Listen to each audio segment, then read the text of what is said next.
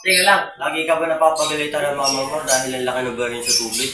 Bay, alam nyo ga, yung bayarin namin nasa tubig ni nakarang buwan ay umabot na astonishing na 4,000. Abay, mapapamura pa yata ako pag hindi namin gasolina. Ay siya, panoorin yung aking mga kaibigan. Sasabihin nila tungkol dun sa pagtitibay ng tubig. Ay siya, kita-kita na mamaya. Number 1.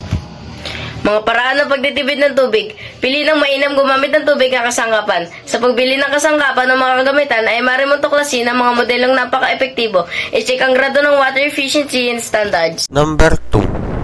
Ang pangalawang pwedeng gawin para makatipid ng tubig ay ang pag-ayos at tumutulong gripo bilang pagkupalit o paglalagay ng bagong aerator katulad dito.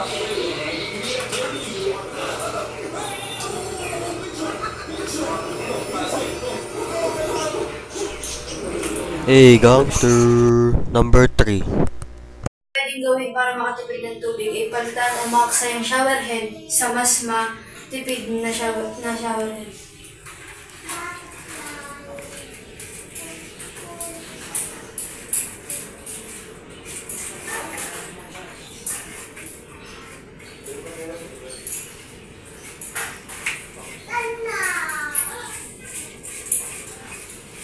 Yan, napalitan na natin at hindi na ito muling magiging maaksayaw. Number 4. Ang pangapat nyo pwede gawin para makatipid ng tubig ay ang paglagay ng bote na may tubig sa loob ng inyong indoor tulad dito.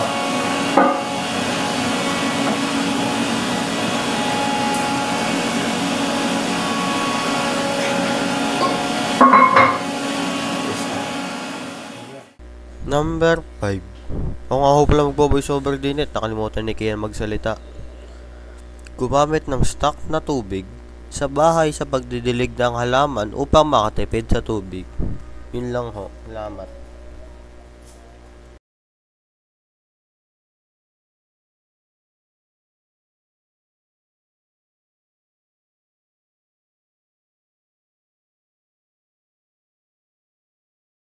Thank you very much for watching. Please like and subscribe po and share Hyperprobic.